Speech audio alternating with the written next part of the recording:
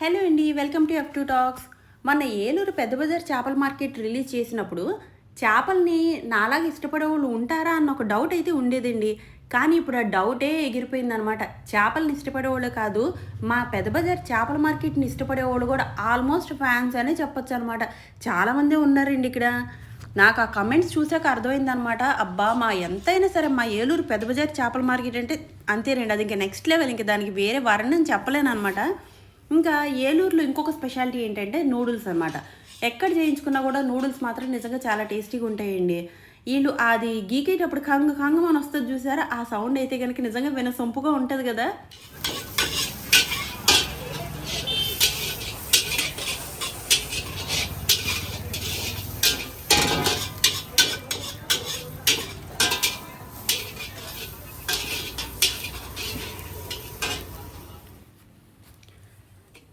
మా చిన్నప్పుడు ఆర్ఆర్పేట వెంకటేశ్వర స్వామి గుడికి ఎదురుగా నూడిల్స్ బళ్ళు వరుసగా ఉండేయండి.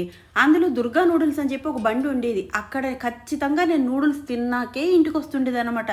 అంత ఇష్టం నాకు. ఎందుకో టేస్ట్ కూడా నిజంగా చాలా బాగుంటాయి. ఇక్కడ వాళ్ళు హస్తవాసియా, వీళ్ళు తయారు చేసే విధానమా, లేకపోతే నూడిల్స్ మ్యానుఫ్యాక్చరింగ్లోనే ఏదైనా మంచి క్వాలిటీనా అన్నది నేనైతే చెప్పలేను. కానీ నాకు ఎందుకో పిచ్చి పిచ్చిగా నచ్చేస్తాయండి. అందుకే నూడిల్స్ చేయించుకుందామని చెప్పేసి ఇక్కడికి వచ్చి వెజ్ మంచూరియన్ నూడిల్స్ చేయించుకుంటున్నాను. ఇది మొత్తంగా చక్కగా వేడివేడిగా చేసి ఇచ్చేసాక దీని మీద ఉల్లిపాయలు చల్లుకుని తింటే ఇంకా వేరే లెవెల్లో ఉంటుందిలేండి. అయితే నేను బయట జనరల్గా నూడిల్స్, ఫ్రైడ్ రైస్లకి అంత ప్రిఫరెన్స్ ఇవ్వనండి. ఎందుకంటే నాకు అన్ని చోట్ల అయితే టేస్ట్ నచ్చదు. కానీ ఏలూరులో మాత్రం ఖచ్చితంగా తిన్నాకే వెళ్తాను అనమాట.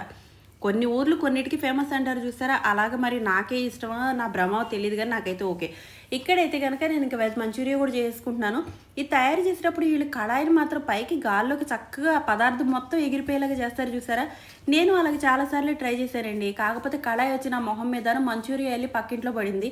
ఇలాంటి సాహసాలు మన వల్ల కాదులే అని చెప్పేసి నేను అప్పటి నుంచి కళాయిలు ఇలా ఊపడాలు మానేశాను అనమాట. ఇంకా నార్మల్గా పద్ధతిగా పెట్టుకొని సిమ్ పెట్టుకొని వండుకుంటూ ఉంటాను. బట్ మనం ఎలాగో ఇంట్లో నూడిల్స్, ఫ్రైడ్ రైస్లు వండేది లేదనుకోండి, ఆయన ఎంతైనా ప్రొఫెషనల్సేనండి. వాళ్ళకి వచ్చిన కళ మనకి ఎలాగో వస్తుంది చెప్పండి. మనం నూడిల్స్ తింటున్నప్పుడు, ఫ్రైడ్ రైస్ తింటున్నప్పుడు కొంచెం మంచూరియా కూడా వేడిగా తిన్నాం అనుకోండి, ఇంకా సూపర్ ఉంటుంది కదా. చికెన్ మంచూరియా కూడా ఉంటుంది అనుకోండి. ఈరోజు అయితే నేను వెజ్ మీద పడ్డాను అనమాట. నాకు వెజిటేరియన్ ఇక్కడ చాలా ఇష్టం.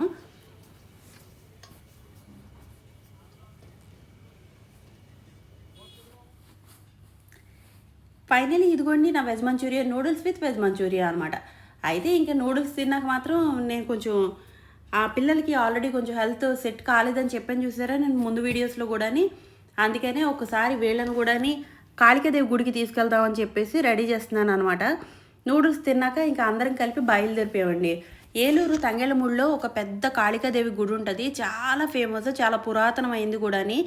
ఎంత పవర్ఫుల్ అంటే మనకి ఎలాంటి ప్రాబ్లమ్స్ ఉన్నా కూడా ఒక్కసారి అక్కడికి వెళ్ళి తావీజ్ కట్టించుకున్నామంటే మాత్రం ఖచ్చితంగా క్లియర్ అయిపోతాయండి. ఈ గుడి గురించి ఎంతమందికి తెలుసో కమెంట్ చేయండి. తంగెళ్ళమూడి వెళ్ళే దారి అనమాట ఇదంతా కూడా. మనకి తంగెళ్ళమూడి వంతెన దగ్గరే ఉంటుంది. ఇది వచ్చేసి పన్నెండు పంపుల సెంటర్లో ఉన్న అమ్మవారి గుడి అండి. దీపావళి టైం కదా, అందుకనే ఫుల్గా లైటింగ్ పెట్టేసి మంచిగా డెకరేట్ చేసి ఉందన్నమాట.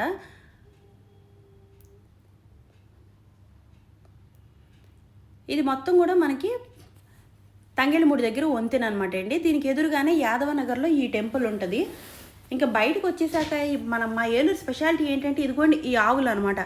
ఆవులు రోడ్డు మీద ఎక్కడ కావాలంటే అక్కడే బెడ్రూమ్ లాగా పడుకుంటాయి.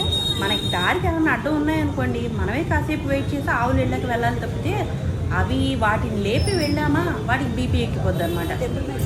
ఇంక ఈ తంగెళ్ళమూడి గుళ్ళోకి వెళ్ళేటప్పుడు దారిలో ఇక్కడ స్వీట్ షాపులు అన్నీ ఉన్నాయి. ఇక్కడ కొంచెం మనం ఏదైనా అమ్మవారికి తీసుకెళ్ళాలి అనుకుంటే ప్రసాదం కోసం స్వీట్స్ తీసుకోవచ్చు అనమాట. ఏలూరులో మాత్రం ప్రతి స్వీట్ షాప్లో ఒకటి గమనించానండి, మంచిగా ప్రతి స్వీట్ పైన ఇలాగ చిన్న ఎల్ఈడి బల్బ్స్ ఫిక్స్ చేసి కలర్ఫుల్గా అద్దాలని నీట్గా పెట్టుకున్నారు. దానివల్ల స్వీట్ రంగు ఏ రంగులో ఉన్నా కూడా పైకి మాత్రం ఇంకో మంచి రంగులు కనపడి అట్రాక్షన్ మాత్రం అదిరిపోయింది అనమాట. ఇదంతా కొంచెం కొత్తగా కట్టినట్టున్నారు. ఇంక ఇదేనండి నేను చెప్పిన తంగెళ్ళమూడి కాళికాదేవి గుడి. అయితే కనుక పిల్లల్ని తీసుకుని వచ్చాను, ఒకసారి ఇక్కడ కూడా చూపించి తావీజ్ కట్టిస్తే ఏమైనా ఉంటే పోతుంది అనేసి.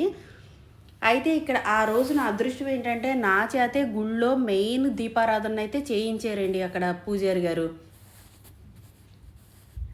ఆ రోజు అదృష్టం అయితే నాకు దక్కిందనమాట. ఇంకా ఎప్పుడు కూడానండి ఈ కాళికామాతను తలుచుకున్నాము అని అంటే ఖచ్చితంగా మనకు ఉన్న దుష్ట శక్తులన్నీ పోతాయి. నాకైతే చాలా సెంటిమెంట్, చాలా నమ్మకం అనమాట.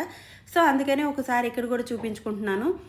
పిల్లలకి ఇక్కడ కుంకుమ పూజ కూడా చేయించుకోవచ్చు అనమాట. అయితే మనకి ఆ కుంకుమ పూజ టికెట్ అలా విడిగా ఏమి ఉండదు. మనం పంతులు గారికి చెప్తే చేసేస్తారు. ఇంకా పూజ అంతా అయిపోయిన తర్వాత మనం ఏ గుడికన్నా వెళ్ళినప్పుడండి కొంచెం ఏదన్నా మనం చేయగలిగేది ఏమి పెద్దగా బంగారాలు దానం చేయలేం కదా! అట్‌లీస్ట్ అన్నదానం అన్నా చేయించుకోగలిగితే ఇంకా పుణ్యం అనమాట. సరే పిల్లల చేత కొంచెం అన్నదానం చేయిద్దామని చెప్పేసి వీళ్ళని తీసుకొచ్చాను.